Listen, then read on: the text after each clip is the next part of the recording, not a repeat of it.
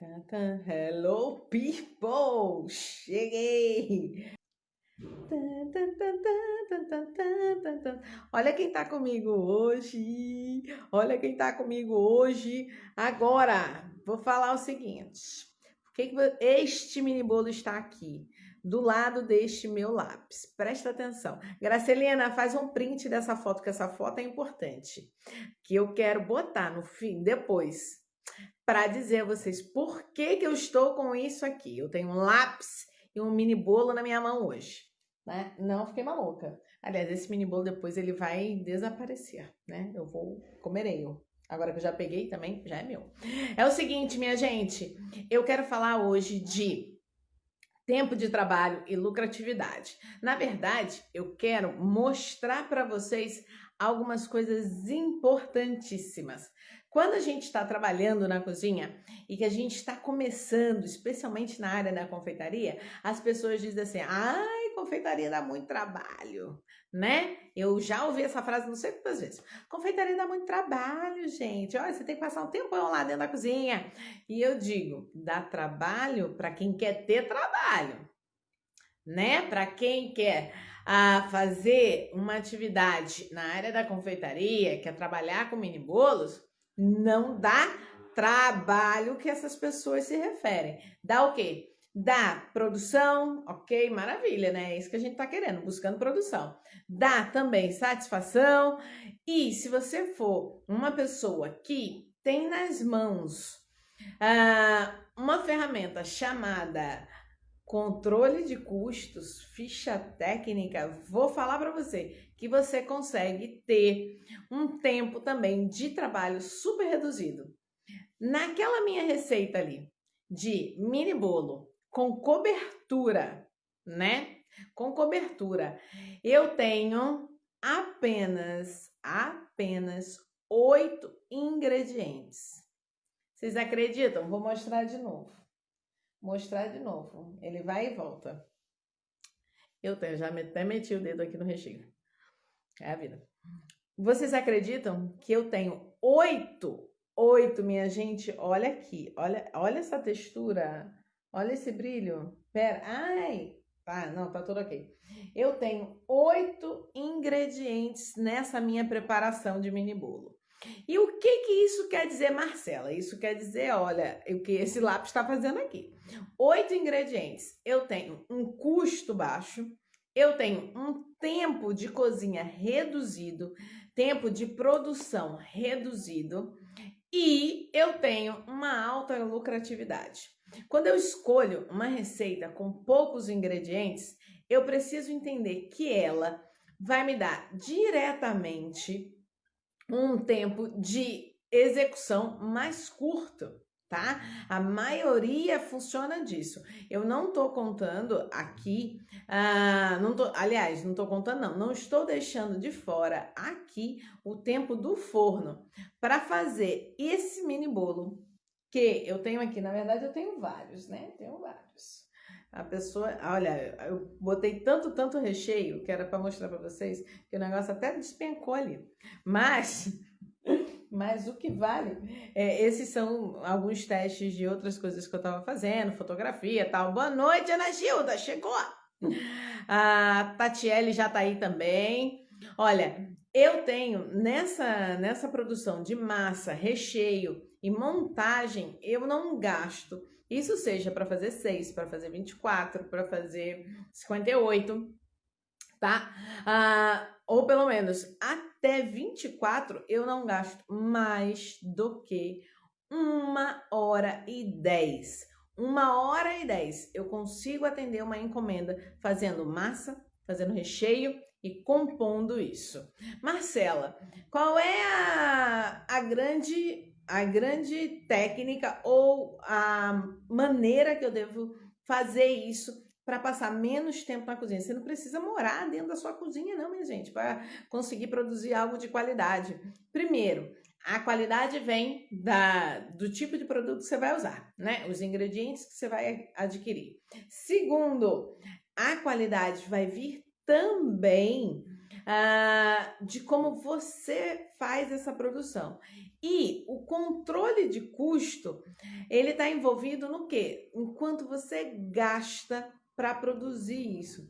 Muita gente diz assim: mas um mini bolo deve custar muito caro, porque eu vou comprar 1 quilo de farinha, vou comprar 1 quilo de açúcar, vou comprar 1 quilo de manteiga, vou comprar uma latinha de fermento. A gente tem que parar de pensar assim, nesses grandes volumes, que nem é tão grande assim, né? 1 quilo de açúcar, 1 quilo de fermento, eu faço pelo menos,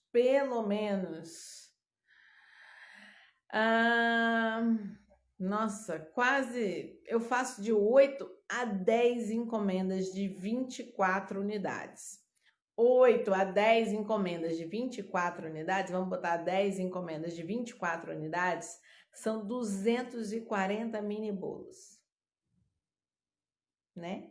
Opa, não são 240 mini bolos. Gente, é muito mini bolo para um saco de açúcar, para um saco de farinha, vocês não acham, não? E o que é legal? Esse lápis está aqui, vamos agora tirar o lápis, né, para eu poder falar.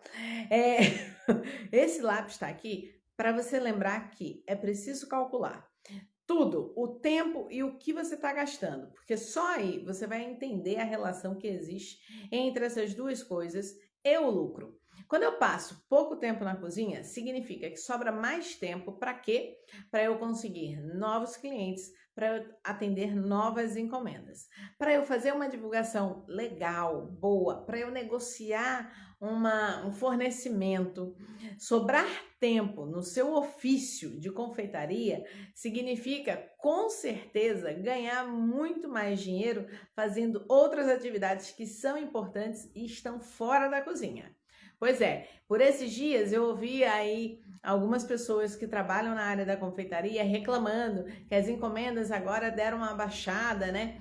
Tudo isso, obviamente, tem a ver com o ciclo a quantidade de pessoas que ficou desempregada nesse período e que também agora já não tem mais de onde tirar dinheiro. Agora, isso é uma coisa muito engraçada, porque veja bem, se quando a gente fosse mandado embora de um trabalho, a gente pensasse bem direitinho no futuro, no que fazer com aquele dinheiro que a gente recebe da rescisão desse contrato, das contas, a gente poderia multiplicar facilmente. E é essa a oportunidade, tá? Se você consegue pensar que uma produção na área de confeitaria, fazer mini bolo, seja uma receita prática, de custo baixo, e isso vai multiplicando, você consegue enxergar que é um investimento considerável, né? Quando eu digo isso, quando eu falo para as minhas alunas, olha, você tem que calcular o quanto custa um mini bolo. Qual é a diferença de eu fazer o preço de um mini bolo ou fazer o preço da receita? Muitas vezes eu não vou precisar fazer a minha receita inteira. É por isso que eu digo que você precisa saber quanto custa. Oi, Rita, chegou. Renatinha já tá ali também, Vanessa. Olha, você precisa saber quanto custa um mini bolo. Das últimas vezes, chefe, você pode mostrar qual a embalagem você usa para entregar as 24 unidades?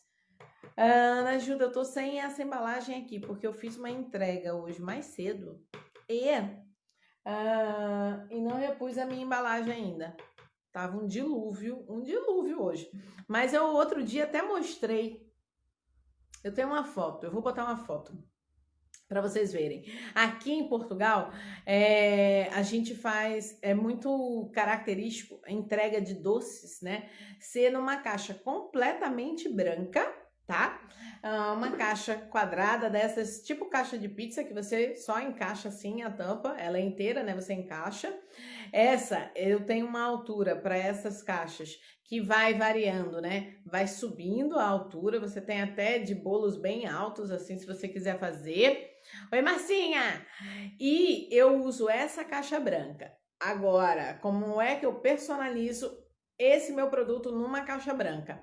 Dentro da caixa eu tenho 2 papéis. Um que eu coloco no fundo. Por que que é importante? Aproveitando essa pergunta para falar uma coisinha. É importante... Oi, Laureci, tudo bom? É importante eu colocar um papel no fundo dessas minhas caixas, porque é papelão. Ou papel cartão, como se diz aqui, né? E é muito lisinho, não tem atrito. E o meu bolo, ele pode, quando eu coloco as 24 unidades, eles podem ir sambando assim, se a pessoa não levar a caixa direito.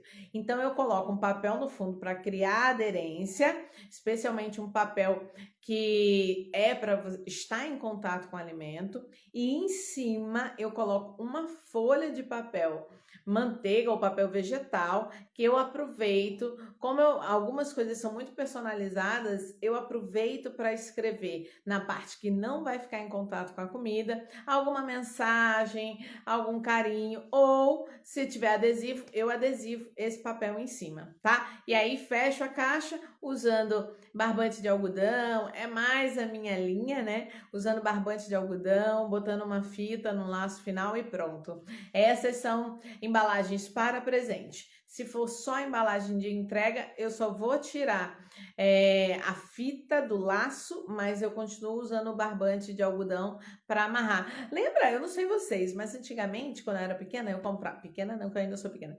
Mas quando eu era criança, eu ia na padaria comprar pão e vinha embrulhado num papel cinza e um barbante de algodão. Ai, eu acho tão charmoso aquele barbante de algodão, minha gente. Adoro! Se conseguir com tampa transparente, ajuda muito.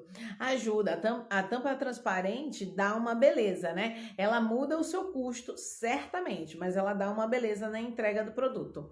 Pode ser papel alumínio? Não, não pode. Grace, por que que não pode o papel alumínio? Primeiro que o papel alumínio não tem elegância. O papel alumínio remete a quê? A gente tem que pensar nisso também, tá? O papel alumínio remete a comida que você tá levando da sua casa para um lanche, ele remete muitas vezes a algo que sobrou de uma determinada ocasião e você tá levando. Ele não remete a um produto... Vou botar no modo simples, a um produto novo, a um produto fabricado especialmente para aquela ocasião. O papel alumínio tem outro sentido, a não ser, lógico, produtos que precisem ter a temperatura conservada, e aí o papel alumínio ajuda nisso, tá? Mas se não, não utilize papel alumínio. Sou dessa época do pão embrulhado. Olha, tá vendo? Vanusa também. Eu adorava, acho lindo aquele barbante. Aqui eu tenho um outro tipo de barbante, mas também é algodão. E eu gosto muito de usar. Da escola para casa, né, Gracelina? Exatamente. A pessoa acabou, sobrou um negocinho, vamos levar. Aí embrulhando papel alumínio. Então, papel alumínio eu nunca indico. O ideal é o papel vegetal, né? Ou papel manteiga, folha de papel manteiga que a gente costuma falar. E faz o acabamento. Eu vou postar uma foto para vocês verem direitinho. A última ocasião que é dessa foto, inclusive, eu tenho em casa umas joaninhas que tem adesivo autocolante, né? E como eu sou ligada a alguns símbolos e ela simboliza prosperidade, nessa caixa, inclusive, eu colei uma joaninha também e mandei, né? Para fazer um charminho na embalagem e ficar mais bonito. Então, tem tudo isso que a gente tem que considerar. Agora, vamos lá, voltando à história de como eu consegui fazer com que isso fosse uma ideia lucrativa, né? Quando eu descubro que um mini bolo, vejam bem, né? A massa simples, a amanteigada, que é o princípio de tudo. Nath fez muito pacote de pão. Que é o princípio de tudo. Uma unidade vai me custar 35, 38, 39 centavos no Brasil, tá? Eu consigo entender que comprar aquele pacote de farinha, aquele pacote de açúcar, não se torna mais caro. Por quê? Porque vou dividir isso em várias produções e depois vou cobrar isso também em todas elas. Chegou, Leoneide! Bem-vinda, boa noite. Então, vou cobrar em todas elas. A relação que você precisa entender entre tempo na cozinha e lucro passa pela escolha dos ingredientes e das receitas que você vai fazer. Como eu mostrei a vocês ainda há pouco, tá aqui do meu ladinho, Miriam também chegou. Olha, até o que eu tava aqui lindo, mexendo, de tanto que eu já sacudi, já caiu. Olha, tem um prato aqui de mini bolo, quem tá no YouTube tá vendo. Esse mini bolo, ele tem para mim um custo super baixo. Agora, o preço de venda, vocês adoram perguntar preço de venda, como é que faz preço? Entendo que essa é uma das perguntas super importantes para a gente começar um negócio. E eu quero só, assim, é um cálculo que demora um certo tempo, eu não conseguiria fazer em 1 hora com vocês, tá? Não dá. Mas eu vou passar um exercíciozinho para vocês entenderem.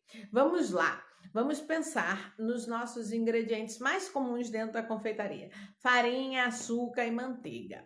A gente tem que entender quanto é o quilo, e a manteiga, às vezes, a gente não consegue comprar aquilo, né? Tem gente que compra embalagem pequena. O ideal é o quilo, que você acaba economizando mais. Sempre que você compra algo em grande quantidade, na maioria das vezes você economiza, tá? Então, você compra o balde da manteiga, o balde da margarina, açúcar e a farinha de trigo, e você tem que pensar não no preço disso grande, mas você tem que pensar quantas unidades de mini bolo você vai produzir e quanto de cada um desse preço fechado que você pagou vai estar ali. O nome dessa nossa maravilhosa atividade é fazer regra de 3. É por isso que hoje eu vim aqui com lápis, né? Feita a dona da padaria mesmo, com lápis para lembrar você. A gente precisa saber o que é regra de 3 e fazer, porque só aí a gente vai entender quanto custa. Então, se você vai produzir um produto que vai custar 38 centavos, você já pode imaginar que ele vai ser lucrativo a partir do momento que ele nunca vai custar 38 centavos. Você vai vender pelo menos a partir de R$3. Quantas vezes existe 38 centavos dentro de R$3, hein, minha gente? Quantas vezes? Um bocadinho, né? Um bocadinho. Então, R$3 é só uma suposição, tá? Porque não é isso, é lá para 4, 5, dependendo da região do Brasil, é 4, 5. Mas também varia um pouco esse custo pra gente. Então, você tem que pensar que imagina, você vai vender um mini bolo, vai gastar, vamos supor que você vai gastar 5 centavos de farinha de trigo dentro desse mini bolo. Aí você vai pegar lá o lápisinho, 5 centavos de farinha de trigo no mini bolo. Eu vou vender este mini bolo a R$5, né? R$5 já dá para pagar um tanto de 5 centavos de farinha de trigo. É aí que você acha a lucratividade. Agora, esse meu mini bolo, eu levei quanto tempo para fazer essa massa? Levei para a massa. Eu tô falando para vocês têm que marcar o tempo. Eu vou querer que um dia vocês façam a massa e marquem o tempo de vocês. Para fazer a massa, eu não gasto mais do que 15 minutos. Isso entre pesar, bater, tal, e aí depois botar na forma. Eu não gasto. Miriam tá aqui também, essa conta que me mata. Pois é, Miriam, a conta não é difícil. A regra de 3 é um negócio muito simples. A gente só precisa exercitar. Kel, tudo bom, Kel? A gente precisa exercitar. Não adianta a gente pensar que a confeitaria só funciona dentro da cozinha, lá no balcão, lá no fogão ou no forno. A confeitaria funciona muito também fora da cozinha. Oi, Lu chegou. Funciona fora da cozinha. Por quê? Porque a gente precisa, volta o lápis aqui, da dona da pastelaria. Quando eu digo pastelaria, gente, aqui em Portugal, pastelaria é confeitaria, tá? Não é casa de pastel salgado, não. É confeitaria. Eu fico, de vez em quando, eu me confundo. É muita palavra nova, né? A pessoa, agora estou aqui no YouTube, e vai uma pra lá, vai uma pra cá, vocês estão fazendo assim, vocês estão me deixando muito louca. Então, quando eu consigo fazer a regra de 3, é sempre imaginar que o valor do quilo, quanto vai estar naquela minha porçãozinha. Vocês, por acaso, tá aqui lá, muito bem, muito obrigada, viu? Boa noite, Lu!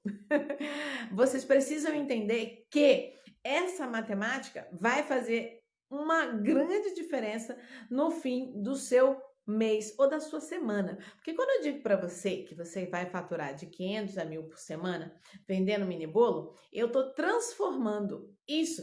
Veja bem, 500 por semana, você, para produzir um mini bolo, né? Aliás, a gente fez a conta ainda há pouco. Para produzir 200 e tantos mini bolos, você vai usar 1 quilo de farinha, 1 quilo de açúcar, 1 quilo de margarina, alguns ovos e um pouquinho de fermento, tá? Você vai produzir algo de 38 centavos, você vai vender a 3, 4, 5 reais. Gente, você não precisa nem gastar essa farinha e esse açúcar. Tá pensando comigo? Tá acompanhando meu cálculo? Você não precisa nem gastar essa farinha e esse açúcar todo para chegar nesses 500, não, que eu tô falando, gente. Nesses 500, não precisa, presta atenção, né? Presta atenção. É lógico, existem vários, vocês ainda vão escolher as embalagens, existem vários tipos. Na sexta-feira eu vou fazer um exercício com uma turma que eu tenho aqui, para mostrar as embalagens, ou se vai usar etiqueta, se não vai, o que eu preciso colocar na minha etiqueta. Uma vez eu dei uma aula sobre isso, tá até no YouTube isso, quem quiser olhar. Qual é a diferença entre usar uma etiqueta e usar um rótulo no meu produto? Para que serve cada uma dessas coisas? Isso, Gracelina, mas isso lá no Brasil, tá? Aqui a gente tem uma diferença, porque é lógico, 1 euro custa 6 reais, tá, Gracelina? Então, a gente tá em proporções iguais, tá? A gente tá em moedas equivalentes aí, se for converter. Então, eu falei a respeito disso. E, mais uma vez, chegou agora, Alexandre? Isso é hora de você chegar com meia hora de aula? Não é não, ó, vou anotar seu nome aqui no caderno. Aliás, seu nome já está aqui anotado, que você está entre as 3 primeiras que estão bombando nos desafios dessa semana. Mas aqui eu vou botar uma falta, meia falta na aula de hoje para você, tá? Tá, volta meu lápis aqui. Então, esse lápis está aqui para quem chegou atrasado? Esse lápis está aqui para lembrar que a gente precisa calcular na confeitaria, tá? E calcular certo, que é para achar o lucro que a gente está falando aí. Não é só calcular o tempo, é calcular também todo o dinheiro, todo que a gente precisa investir. Por que seria corujinhas bolo no pote? Você faz bolo no pote na madrugada? Boa pergunta, Lu. Boa pergunta. Alexandra, agora você responde aí, tá? Fica à vontade. Então vamos lá, gente. Voltando à história do cálculo. E o tempo, como é que eu consigo economizar tempo na cozinha? Essa semana eu já dei algumas dicas da gente montar uma organização, montar um esquema melhor. E sabe o que te ajuda muito a fazer as coisas bem rapidinho dentro da cozinha? Sabe? É você, além de ser organizada, saber tudo o que você precisa fazer. Chegar na sua área de produção já com o que você precisa fazer na sua cabeça. Para isso também serve a mesma coisa que eu disse que ajuda a calcular. Ficha técnica. Você tem que escrever o que você precisa fazer. Tem gente que tem caderno de receita, não tem? Você não tem? Você deve ter um caderno de receita. Minha mãe não tinha um caderno de receita, não. Aliás, ela ainda tem alguma coisa lá, né? Mas o que ela faz? Ela vai recortando receitas que ela acha interessante no jornal, na revista, na embalagem e vai colocando dentro de uma agenda velha. Quando ela quer saber, ela vai lá. Eu comecei assim também. Depois eu recebi, mamãe, pelo amor de Deus, mamãe, deixa eu digitar isso daí. Na época já tinha computador, eu digito isso daí, depois a gente imprime. Porque para achar um pedacinho de papel que deve ter a minha idade quase para uma receita, não, porque minha mãe tem um apelido de coruja. Toda mãe é coruja. Você faz regra de 3 em cima dos seus gastos e ainda multiplica por 3 sobre a sua mão de obra, o seu tempo e os gastos invisíveis. Marcinha, essa regra, que é uma regra, inclusive, bastante divulgada pelas empresas que ajudam pequenos empreendedores, é uma regra que já está caindo em desuso, porque muitas vezes ela, ao invés de ajudar, ela leva o preço do seu produto para algo muito acima da concorrência e você fica em desvantagem. Você não consegue atingir o volume de venda que você quer porque o seu preço está muito alto e você poderia estar cobrando menos e ganhando mais. Então eu não faço essa conta. Eu faço a regra de 3 para saber quanto custa tudo. Depois eu coloco preço de embalagem, preço de mão de obra, vou calculando porcentagens, confecciono todo o meu preço e aí coloco no mercado. É sempre bom a gente entender também como é que as outras pessoas fazem e testar. Se sai, muitas vezes pode até nem sair diferente do seu, tá? Eu tô falando isso, mas pode nem sair diferente do seu, essa minha composição de preço. Mas é muito perto de uma realidade que eu consigo manter, porque não dá, gente, falando em preço, não dá pra gente ficar indo e voltando no preço do nosso produto durante o ano. A gente tem que só ir. E se por acaso tem alguma coisa que a gente queira voltar, é fazer em formato de promoção, em formato de oportunidade, tá? Fiz muito isso. Pois eu também. Formato de promoção, formato de oportunidade. O preço, Marcela, já me perguntaram isso. Marcela, de quanto em quanto tempo eu mudo o preço do meu mini bolo? Vai depender de quando você começou, qual é a sua posição atual no mercado, seu volume de vendas é alto, continua aumentando semanalmente ou não? Ele está estacionado ou ele caiu? Vai depender muito da situação de cada um. A gente precisa entender isso, tá?